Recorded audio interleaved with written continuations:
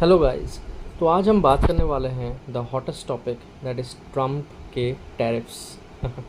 सो अभी तक तो आपको पता चल ही गया होगा कि मिस्टर प्रेसिडेंट ट्रम्प ने अनाउंस कर दिए हैं tariffs all across the countries in the world and this also includes India. तो ट्रम्प के हिसाब से इंडियंस या फिर Indian government is charging around 50 to 52% on as a tariffs or import duty on the US goods जो कि हम import करते हैं। तो इसके लिए उन्होंने क्या किया है कि कंट्रीज़ का ये जो चार्जिंग डेटा है, जो टैरिफ्स दूसरे कंट्रीज़ यूएस में चार्ज करते हैं, यूएस के लिए चार्ज करते हैं, so they have the US has decided to charge half of the rates that they are charging. For example, if India is charging 52%, US is going to charge 26% on the Indian goods imported in US as tariffs.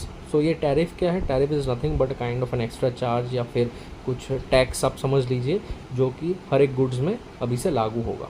Now because of this कोई भी goods का जो India से जाके US में कोई भी ख़रीद रहा है, इंपोर्ट कर रहा है, so that person has to pay more price for the same item.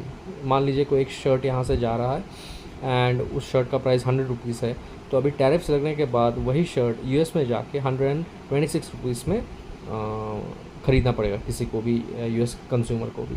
And इसका पॉजिटिव्स या नेगेटिव्स क्या है? Positives from the US side obviously is going to boost the local industries या local companies of US, जहाँ पे because of this higher price उनका demand कम हो जाएगा एंड सप्लाई बहुत ज़्यादा हो जाएगा। सो दैट्स वाई ऑब्वियसली मतलब उतना प्रॉफिट नहीं होगा जो भी एक्सपोर्टर्स है फ्रॉम इंडिया।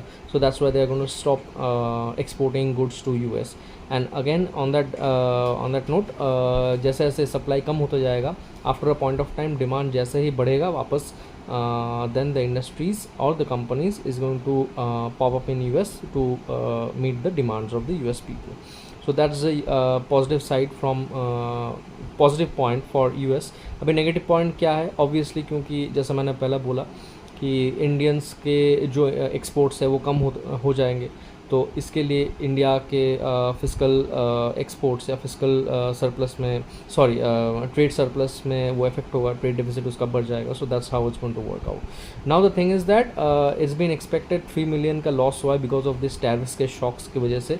$3 ट्रिलियन का लॉस हुआ है in the global markets and या let's see how it pans out, but markets are going to be volatile, so be very careful.